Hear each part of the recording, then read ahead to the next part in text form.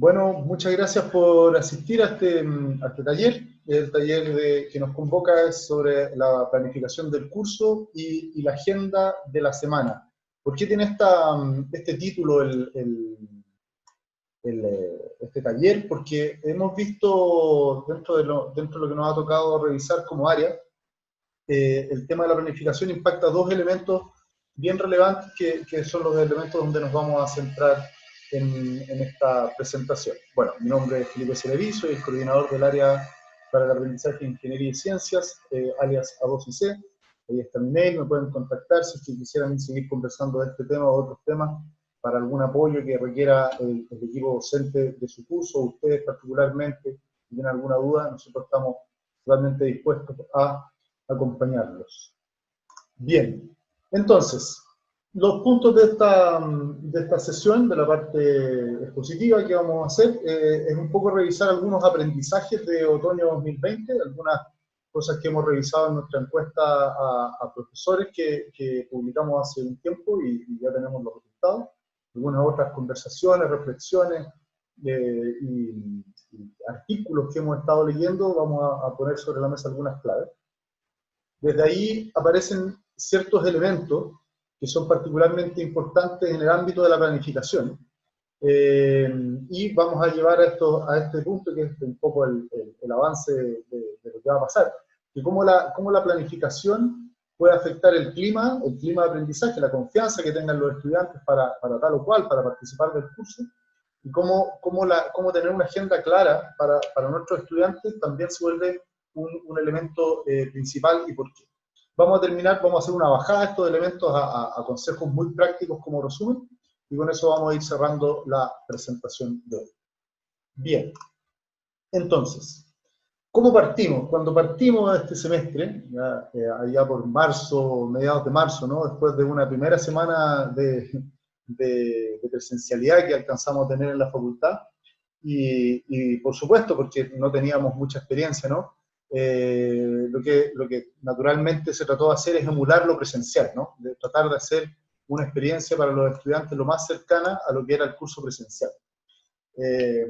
Tuvimos dificultades tecnológicas, todo con Zoom o Google Meet, qué plataforma ocupar, cómo se ocupa, etcétera, que también nos sumó algo de complejidad en un principio. Y la experiencia de clase trataba de replicar lo que pasaba también en la sala de clase, digamos. O sea, además de una cuestión estructural de las dos cátedras, una auxiliar para los cursos de 6 créditos, ¿cierto? A la experiencia de clase igual, ¿cierto? Tratar de emular lo que pasaba con uno en la pizarra, con el PowerPoint, de cómo se dan esas interacciones. Y el otro elemento que lo vamos a tocar más adelante durante la semana fue la evaluación, que hubo una polarización entre quienes pensaban o preferían o pensaban que era más adecuado para el contexto del curso y sus estudiantes hacer muy pocas evaluaciones, al extremo de solo examen, o de evaluaciones todas las semanas para ir monitoreando más cercanamente el avance. Y esto generó dificultades, por supuesto, y aciertos en otro sentido. Las dificultades que nosotros pudimos ver de ese primer periodo, para situarnos en ese ámbito histórico, es que las clases eran muy largas, los estudiantes reportaban que estaban cansados, que los videos quedaban muy largos, entonces invertían mucho tiempo en mirar esos videos. Vimos baja participación en clases, que eso también fue un tema, ¿cierto?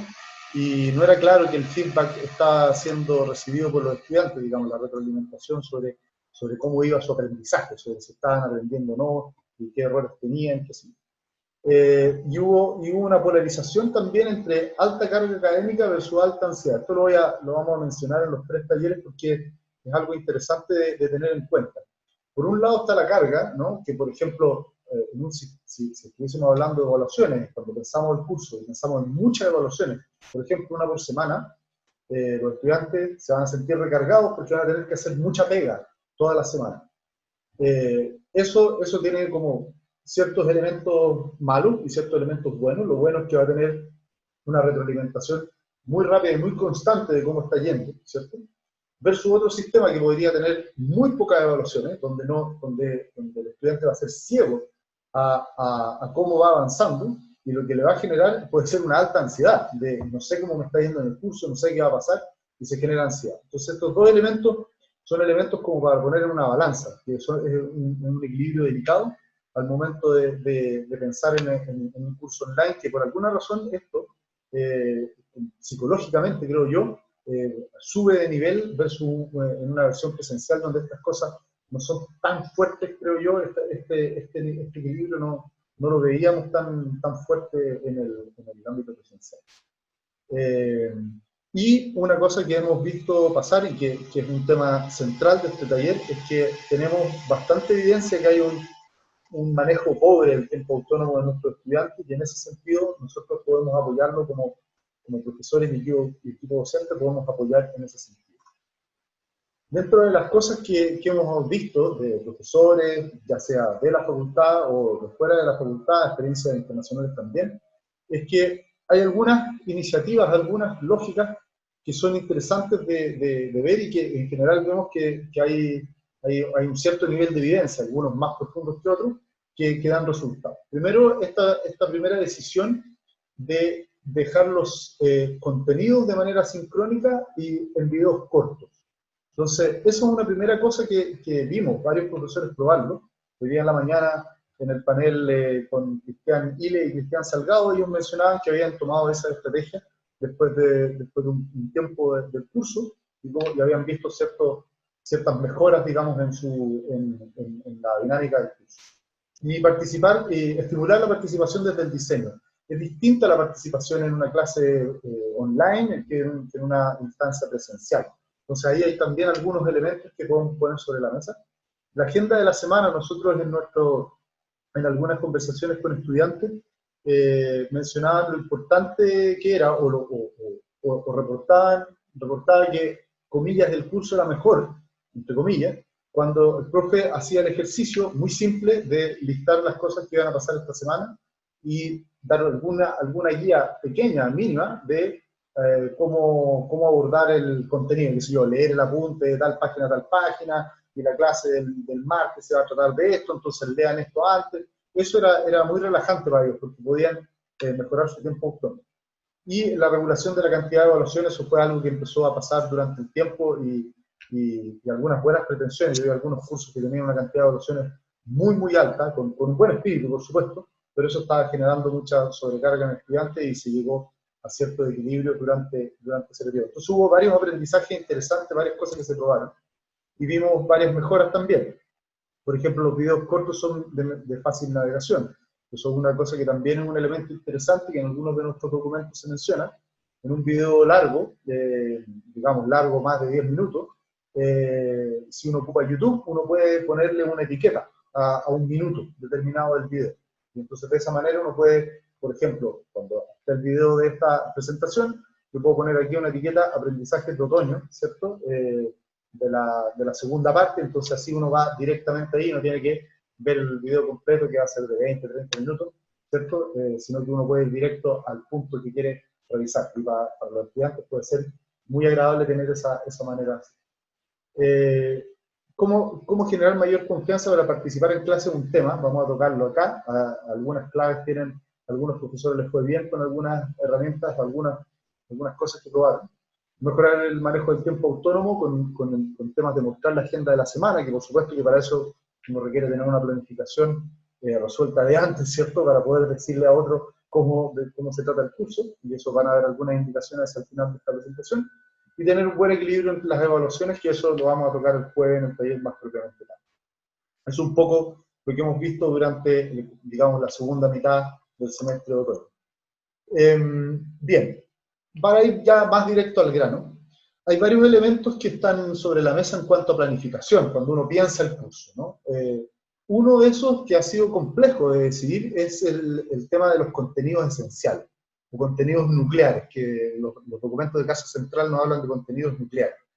Y nosotros vemos que hay tres maneras. Esto es un poco lo que nosotros ponemos sobre la mesa para los equipos docentes como una manera de pensar esto, ¿cierto? ¿Cómo enfrento esta decisión? Esa es la pregunta.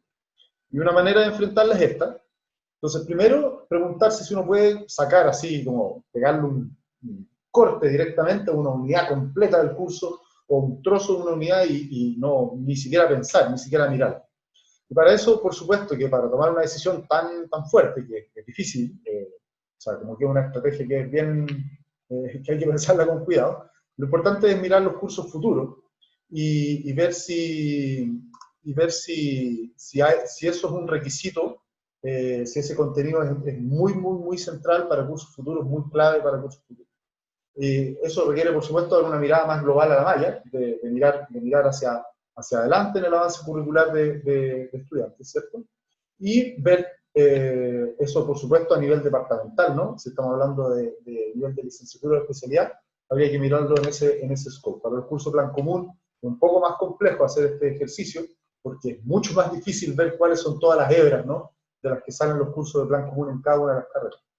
La segunda manera es un poco más simple, es de quitar elementos dentro de una unidad. Para eso hay que mirar, para eso nuestra sugerencia, el cómo les sugerimos que lo aborden, es de revisar los resultados de aprendizaje y las competencias. A veces hay algunos contenidos que no están tan ajustados a las competencias, en este cambio que tuvimos hace competencias hace algunos años, y eventualmente alguna cosa puede quedar fuera, ¿sí? Y no tiene tanto impacto, ¿sí? Eso, por ejemplo, muy concreto se ve si uno lo pregunta en las evaluaciones. Entonces uno de repente puede mirar alguna cosa del curso y uno dice, bueno, pero esto en realidad nunca lo preguntamos, entonces quizás lo puedo dejar fuera, quizás esta vez, que es una vez de emergencia, lo puedo dejar fuera, porque igual no estaba capturando evidencia sobre si eso estaba siendo adquirido por los estudiantes. Entonces, esa puede ser una manera de relajar. O si se puede reforzar en cursos siguientes, si uno puede pensar que en el curso siguiente hay un pequeño espacio o sabor de ese tema y quizás ahí se puede potenciar un poquito más en el curso siguiente esa parte.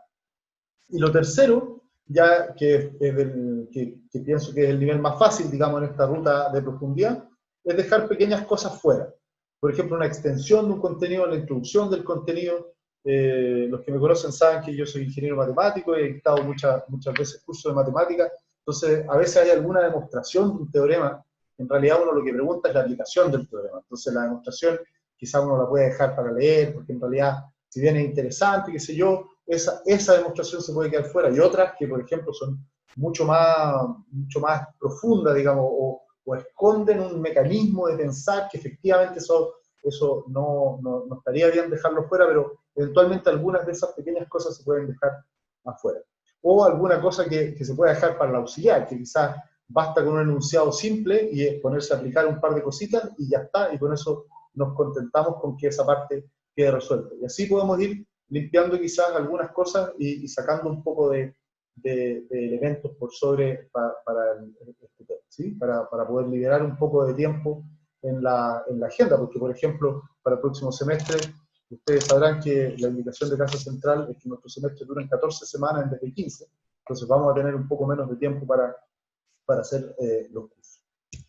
Lo segundo, y esto es algo bien interesante que venimos mirando en el área hace un tiempo, que es el concepto de aprendizaje multimodal, si queremos darle una traducción a esto de multimodal learning.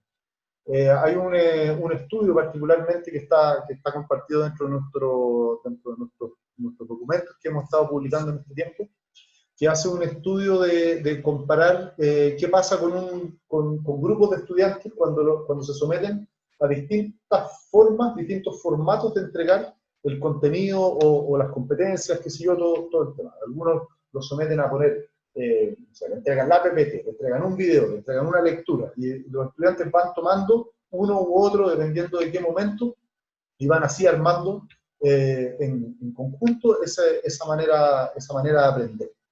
Entonces, hay ciertos indicios, ciertas evidencias, que es bueno tener distintas maneras de acercarse al contenido y a los aprendizajes, con el cuidado que uno puede como sobrepasar a los estudiantes, como entregarles muchísima información, y alguno que otro estudiante puede creer que tiene que revisarlo todo y se vuelve loco y invierte demasiado tiempo. Entonces esto tiene que estar muy, muy, muy equilibrado con una manera de hacerlos recorrer, de darlo como una ruta, de qué hacer primero y qué hacer después, ¿cierto? De ir guiando el cómo se toman estas cosas. Cosas que nosotros hemos visto que se han ocupado durante el semestre y que vemos que son interesantes. Bueno, primero, texto, apuntes, bibliografía, por supuesto, que eso es algo que nosotros estamos acostumbrados a dar, ¿cierto? Esto nos puede servir, lo interesante es poder relevar la importancia y cómo se combina con otras cosas. Eso es una cosa que hemos visto que es importante que haga sentido, que se enganche en lo demás, que son las dos siguientes, ¿cierto? Que son las clases, ¿no? Que las clases son en general como en lo que centramos todo nuestro esfuerzo. Y acá es interesante hacerse esta pregunta desde el punto de vista de la planificación, y mañana en el taller sobre la participación en clase vamos a tocar particularmente este tema, de qué cosas se pueden entregar en formato asincrónico y qué cosas vale la pena hacerlas en formato sincrónico. Generalmente hemos visto que los éxitos van por entregar conceptos, contenidos, procedimientos estándar, ¿cierto? O temas administrativos, bueno, el curso va a funcionar así, y eso ponerlo en un video y ya está. No necesito tener gente al frente para entregar esas cosas. Versus clases sincrónicas donde uno puede potenciar lo activo, la mayor cantidad de interacciones, que eso en ese taller en el futuro vamos a ver eso fuerte, pero por ejemplo, cómo generar desde el diseño instancias de clases donde estén, donde las interacciones que uno espera sean más allá de profe que diseño, o profe, esto entra en la evaluación, ¿cierto? Que son, buena parte de las interacciones que nosotros recibimos son de ese tenor, y son las interacciones que son fome, digamos.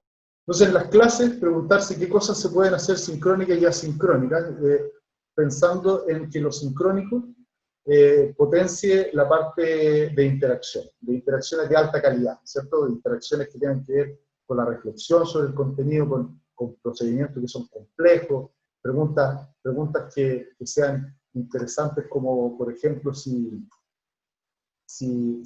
la generalización del procedimiento, que es una cosa que, por ejemplo, que puede ser interesante, más allá de que cuál es el paso 1 y cuál es el paso 2, y cómo se pasa de la línea 3 a la línea 4, es si esa aplicación funciona en otro contexto, en mi sesgo matemático, qué pasa si una hipótesis no se cumple, qué pasa si la función no es continua, profe, se puede hacer igual.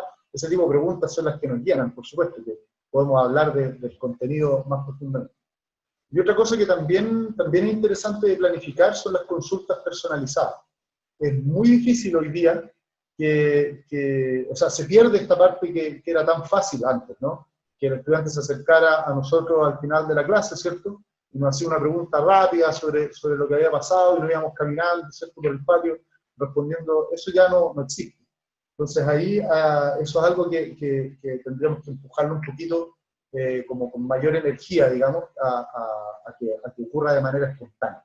Eso no es posible, no ocurre de manera espontánea en este contexto. Bien.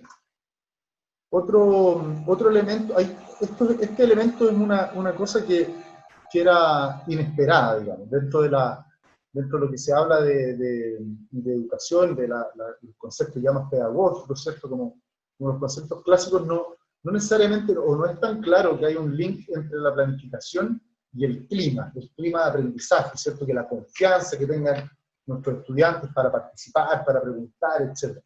Y hemos visto que es un tema, por lo menos no sé si es una instancia de nuestra facultad, de quiénes son nuestros estudiantes, pero es un tema. Ahora, son cosas simples que nos pueden ayudar, que es, por ejemplo, apoyarlos en la distribución del tiempo autónomo, tener un poco de cuidado, digamos, dedicar un poco de tiempo nuestro a guiarlos en cómo navegar esto, en que la clase va primero, después la apunte, haga esta parte de la guía, y después vaya a esta parte de la guía. Si esto está complicado, entonces revise esto. Esas pequeñas indicaciones son valiosas, y ahí nuestros auxiliares pueden ser muy valiosos en ese sentido, porque tienen mayor cercanía, digamos, vieron el curso hace menos tiempo que nosotros, entonces tienen más sensible en qué cosas son más delicadas dentro del aprendizaje, ¿no? Las fechas y plazos son importantes porque reducen la ansiedad. Eso es algo interesante, de poder ser bien explícito. Mire, acá vamos a tener tal, y ir recordando esos temas, esas fechas y los plazos, les va bajando la ansiedad a los estudiantes, eso es lo que hemos conversado con nosotros. Otro elemento que también es interesante es estimar los tiempos. Estimar los tiempos, no solamente de las evaluaciones, que ya tenemos una herramienta para eso, pero poder estimar los tiempos de cuánto tiempo requieren para resolver una guía, de ir guiando eso también es interesante, además de explicitar los canales de consulta, por ejemplo. Entonces uno puede decir que yo recibo las consultas y yo respondo solamente los jueves, yo los jueves en la mañana, por ejemplo, no puede decir que me voy a sentar y voy a mirar todas las preguntas y las voy a responder. Porque también hay que saber que también pueden haber estudiantes, pueden ser grupos grandes, en algunos cursos hemos visto que han sido grupos grandes, que esperan respuestas inmediatas. Nosotros, cada profe, por supuesto, que no tiene dedicación completa al curso. Entonces, explicitar cuáles son esos momentos de respuesta es importante también para mejorar este clima, ¿no? El clima que hay en el curso. Algunos elementos que les puedo comentar que son interesantes. Nosotros tenemos un pequeño documento de consejos para la primera clase, que espero que lo tengan, de todos modos lo vamos a publicar, donde ahí habla de pequeños elementos que uno puede hacer en la primera clase, que pueden mejorar la relación. Un tema particular es poder mostrar de qué se trata el curso en un espectro mayor, digamos, algo como entender un poco cuál es la ruta completa del curso, qué vamos a aprender en el curso. Ustedes hoy día conocen tales cosas, pero al final del curso van a poder entender la complejidad de tal o cual, o van a lograr resolver un sistema, qué sé yo, van a poder diseñar una máquina de no sé qué, etc. Esa perspectiva es interesante. Y si esa perspectiva se puede poner desde el ámbito profesional, eso va ayudando a la motivación de nuestros estudiantes en tomar el curso. Una cosa bien concreta, poner la agenda de la semana en novedades es un tema súper interesante, súper potente. Hoy día lo relevaba Cristian Salgado en la mañana. Las evaluaciones como carta Gantt, este era un tema que conversábamos con un profe de civil que era interesante, que tenemos que tener cuidado con los traslapes, ¿no? Uno, para los más ingenieros, digamos, de la mesa, uno tiene una tarea que tiene un tiempo, ¿cierto? Un tiempo de desarrollo y una fecha de entrega. Entonces hay que tener un poco cuidado con pensar el control como que es solamente la fecha de entrega. Hay una pega previa, digamos. Más adelante hay una lámina que muestra esto con mayor claridad. Y no todas las semanas es lo mismo, por esta misma razón. Y bueno, lo que les decía, el dónde responderá el equipo docente, a través de qué plataforma, en qué momento, ¿cierto? Fijar un poquito de eso es importante porque va relajando la ansiedad.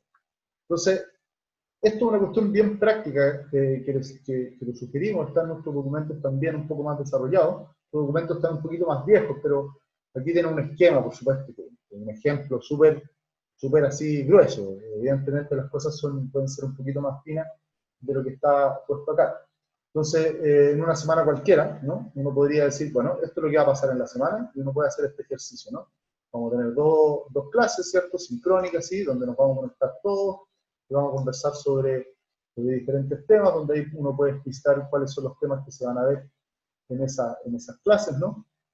Va a haber un auxiliar que se va a tratar del tema, entonces uno puede sugerirle de trabajo personal la lectura del apunte, ver las cátedras de la semana pasada y estimar un poquito de los tiempos. Y por ejemplo, si este curso fuese de 6 créditos, ¿cierto? Que es alrededor de 10 horas semanales, una aproximación rápida, todo este esquema hace que tomen 8 horas de las 10. Menos de las normales. ¿Por qué? Porque naturalmente en la semana del control, la semana crítica, la inversión de tiempo para estudiar va a ser mayor. Naturalmente van a invertir más tiempo para poder estudiar para el control. Ahora, lo importante de una guía del tiempo autónomo en las semanas valle es que no caigan en esta mala gestión del tiempo autónomo, donde en una semana valle no hago nada para el curso que no tengo control, y en la fecha de la semana del control no invierto 14 horas de 10, sino que invierto 36 horas de 10 y, por supuesto, empiezan a dejar botados todos los demás cursos y empiezan a vivir a crédito en el fondo, como siempre atrasados con el curso en el que están. Entonces, poder dar ese mensaje, una estimación de tiempo, nosotros esperamos que ayude a gestionar el tiempo autónomo de una mejor manera con los estudiantes, sabiendo que la dedicación del tiempo en el curso no es homogénea. Sería insensato pensar que fuese homogénea, pero hay que tratar de aplanarla lo más posible. Decirle a los estudiantes, a cada estudiante, que tiene que tratar de aplanar este tema y no generar pics de carga, porque si le coinciden 2 pics es la perdición total. Si van a invertir, que sea 36 horas y tienen 2 cursos con evaluación, sería todo, en fin. O sea, de esa semana no van a salir vivos o van a tener van a terminar lesionados, como correr muy fuerte y quedar lesionado y a la siguiente semana estoy tan cansado que no puedo hacer nada y así al final ¿cómo se llama?, deteriorándose su estado físico, mental, para poder seguir los cursos. Entonces esa guía, ese empujoncito a hacer tal cosa, es válido. Podemos discutir sobre si son los números, si son las actividades, pero espero que se haya entendido un poco la idea, el concepto detrás de estas tablas más que el detalle en sí, ¿no? Para ir terminando, algunos otros consejos, esto lo ocupamos bastante en nuestros talleres. Aquí nuestro auxiliar, que es Francisco, todos los lunes pone la fecha importante, esto fue al inicio del semestre, qué semanas son importantes, y semana a semana va mostrando cuáles son las actividades de la semana. Una cosa simple, ¿no? Un mensaje simple diciendo, recuerden que tenemos cátedras, se va a tratar de esto, se va a tratar de esto otro, y eso va relajando la ansiedad, porque cualquier cosa que relaje la ansiedad mejora. Puede ser muy pequeño, no es necesario que sea una cuestión muy acabada, pero esta pequeña cosa va relajando y va mejorando la percepción, la sensación de nuestros estudiantes en el curso. Así que eso es un consejo práctico pequeño. Bien, para ir terminando,